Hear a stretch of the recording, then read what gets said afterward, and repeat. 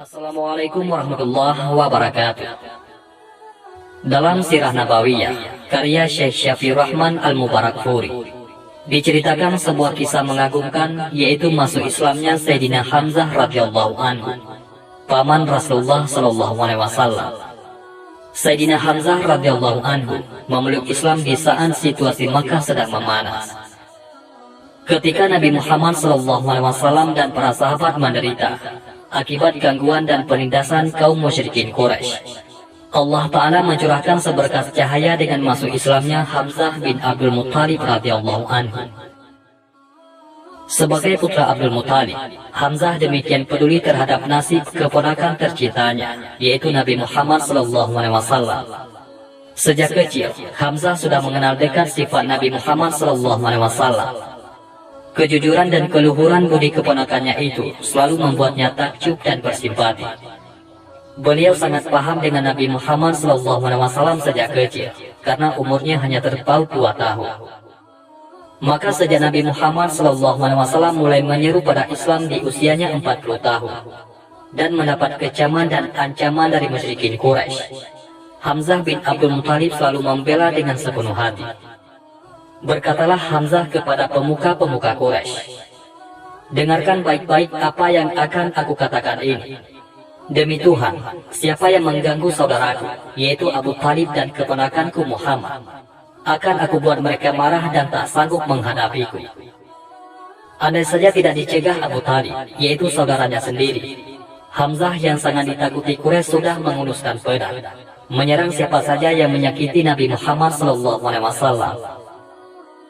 Hamzah bin Abdul Muttalib melanjutkan perkataannya, "Aku bersumpah, siapa yang berani menyentuh Muhammad pasti berhadapan denganku, dan tidak akan ada satupun yang lolos dariku."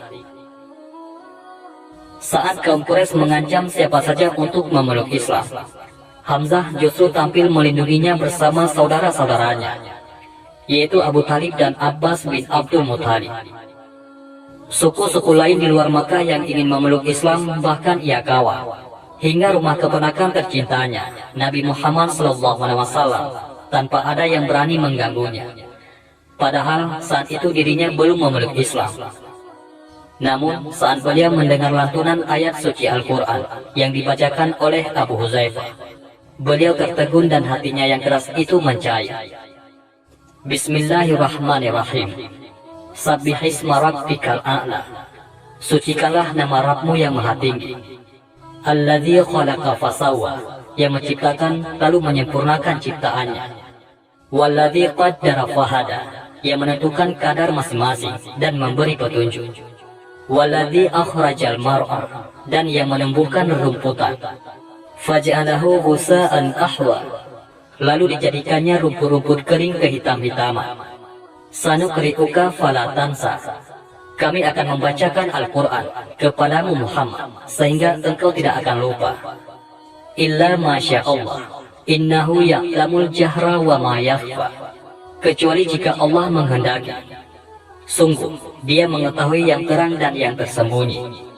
Wa nuyassiruka lil yusra, dan kami akan memudahkan bagimu ke jalan kemudahan, mencapai kebahagiaan dunia dan akhirat. Fadzakir inna fa'atid dzikra, oleh sebab itu berikanlah peringatan, karena peringatan itu bermanfaat. Sayadzakkaru may yakhsha, orang yang takut kepada Allah akan mendapat pelajaran. Wa yatajannabuhal ashqa, dan orang-orang yang celaka, yaitu orang kafir, akan menjauhinya. Alladzi yaslan naral kubra, yaitu orang yang akan memasuki api yang besar. Summa la yamutu fiha wa la yahya, selanjutnya dia di sana tidak mati dan tidak pula hidup. Qad aflaha man tazakka, sungguh beruntung orang yang menyucikan diri dengan beriman. Wa dzakara asma rabbih fa shalla, dan mengingat nama Tuhannya lalu dia sholat. Bal tu'sirunal hayatad dunya, sedangkan kamu orang-orang kafir memilih kehidupan dunia.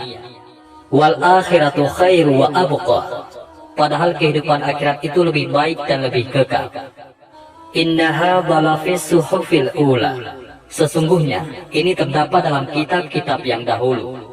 Suhufi Ibrahim wa Musa, yaitu kitab-kitab Ibrahim dan Musa. Hamzah bin Abdul Muthalib begitu terpikat dengan untayan Al-Quran, yang lama-kelamaan beliau yakini bukan dari untayan buatan manusia. Kaum Quraisy yang tidak bisa menyentuh Nabi Muhammad SAW kemudian melampiaskan amarah mereka pada para pengikut Nabi Muhammad yang lemah, yaitu para kaum mukmin yang berasal dari budak dan kaum miskin Makkah. Hamzah bin Abdul Muthalib semakin geram. Beliau tak bisa membela kaum lemah pengikut Nabi Muhammad SAW karena tidak memiliki hubungan kekerabatan dengan mereka. Beliau baru bisa bertindak jika Nabi Muhammad, sang keponakan sendiri, yang disakiti. Hingga suatu ketika, Abu Jahal yang paling membenci Nabi SAW tak kuasa menahan diri hingga mencaci dan menyakiti Nabi Muhammad SAW. Mendengar perlakuan Abu Jahal, Hamzah bin Abdul Muthalib yang baru tiba dari berburu begitu marah dan langsung menuju Darun Nadwah, yaitu tempat berkumpulnya petinggi Quraisy. Hamzah langsung menghampiri Abu Jahal dan memukulnya bertubi-tubi dengan busurnya hingga tersungkur dan berdarah. Hamzah bin Abdul Muthalib berkata, "Hai si hina-hina, beraninya kau mencaci maki keponakanku, padahal aku sudah memeluk agamanya. Kata-kata dia adalah kata-kataku juga. Rasakan pembalasan dari keluargaku." Seluruh petinggi Quraisy terkejut dengan keberanian Hamzah. Mereka semakin terkesima ketika Hamzah dengan amarahnya tiba-tiba mengucapkan kata-kata yang mengagetkan, bahwa dirinya seorang pengikut Nabi Muhammad SAW.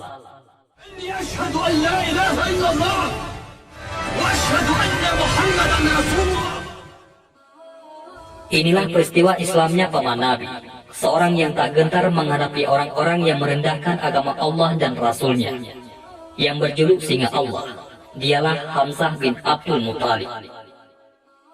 Kabilah Abdul Syam, yaitu keluarga besar Abu Jahal, segera bertindak melindungi dan akan membalas. Namun Abu Jahal melarang karena dia telah menyakiti keponakan Hamzah. Sejak saat itu, Hamzah bin Abdul Muthalib selalu mendampingi keponakannya, yaitu Nabi Muhammad SAW, dalam suka maupun duka. Ia menjadi perisai bagi tangan-tangan yang akan menyakiti Nabi. Keberanian dan ketangkasannya yang menakutkan Quraisy membuka pintu bagi penduduk Makkah dan suku lain yang ingin memeluk Islam. Kaum musyrikin Quraisy semakin keras menindak para pengikut Islam dari kaum lemah. Andai saja tidak dilarang oleh Rasulullah SAW, Hamzah tentu sudah bertindak dengan pedangnya. Hamzah yang tidak kuasa menahan diri dari tindakan bengis Quraisy sangat mematuhi petuah keponakannya, Rasulullah Muhammad SAW, yang selalu memintanya agar bersabar, sekalipun harus menjalani hidup sengsara di lembah Abu Talib, saat kaum Quraisy memboikot Nabi dan keluarga besar Bani Hashim selama 3 tahun lamanya. Sayyidina Hamzah berkata, "Andai saja Rasulullah tidak memerintahkan kita untuk bersabar, maka akan aku datangi Quraisy yang memboikot kita, dan aku robek kertas kesepakatan pemboikotan. Aku memohon untuk memerangi kaum Quraisy." Lalu Rasulullah menjawab, "Bersabarlah, janji Allah itu benar." Saat Rasulullah SAW memerintahkan hijrah ke Madinah, Sayyidina Hamzah pun mentaatinya dengan sepenuh hati, sekalipun sebenarnya beliau mampu menghadapi kaum Quraisy. Di Madinah, Sayyidina Hamzah bersama kaum muslimin membangun kota Madinah sebagai basis dakwah Islam. Sayyidina Hamzah pun ditunjuk Rasulullah SAW memimpin ekspedisi pengintaian di jalur dagang Quraisy. Pada tahun kedua Hijriah, kaum muslimin bermaksud mencegah kafilah dagang Quraisy untuk mengambil kembali hak mereka yang dirampas musyrikin Quraisy. Kabar ini ketika sampai di Makkah menjadi kesempatan besar bagi Abu Jahal untuk mengobarkan api peperangan dengan umat Islam di Madinah. Saat itu, turunlah wahyu Allah yang mengizinkan kaum muslimin berperang. Hamzah bin Abdul Muthalib ditunjuk Nabi sebagai salah satu komandan perang di lembah Badar. Maka terjadilah perang sengit pertama dalam Islam yang dikenal dengan Perang Badar.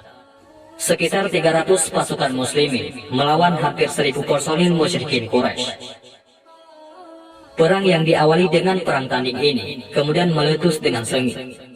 Sayyidina Hamzah berhasil membunuh tokoh Quraisy yang paling membenci Nabi, yaitu ayah Hindu, Utbah bin Rabi'ah, dan putranya, serta adiknya. Hingga akhirnya, kaum muslimin berhasil memenangkan perang Badar secara gilang gemilang. Hamzah bin Abdul Muthalib menjadi pahlawan perang Badar. Beliau tidak lagi disebut sang pemburu singa. Kini beliau dijuluki singa Allah dan Rasulnya, karena kegigihannya membela agama Allah dan Rasulnya. Perang Badar menorehkan kesedihan bagi kaum Quraisy di Makkah. Nama Hamzah disebut-sebut sebagai biang dari kemalangan kaum Quraisy. Aroma dendam merebak di Makkah. Hindun, istri Abu Sufyan, bertekad membalas dendam atas kematian ayahnya, yaitu Utbah bin Rabi'ah, paman dan adiknya. Hindun berkata, "Aku akan membalas dendam padamu, wahai Muhammad. Aku akan membalas dendam padamu, wahai Hamzah." Dendam kaum Quraisy baru terlaksana setahun kemudian, tepatnya tahun 3 Hijriah. Kaum Quraisy pimpinan Abu Sufyan berhasil menghimpun sekitar 3.000 pasukan. Mereka bergerak ke Uhud di Madinah. Rasulullah SAW dan Hamzah bin Abdul Muthalib menjadi sasaran utama kaum Quraisy dalam peperangan ini. Perang berlangsung sengit. Wanita musyrikin Quraisy menyemangati dari belakang pasukan dengan cara menabuhkan rebana. Sayyidina Hamzah diserang oleh banyak musuh.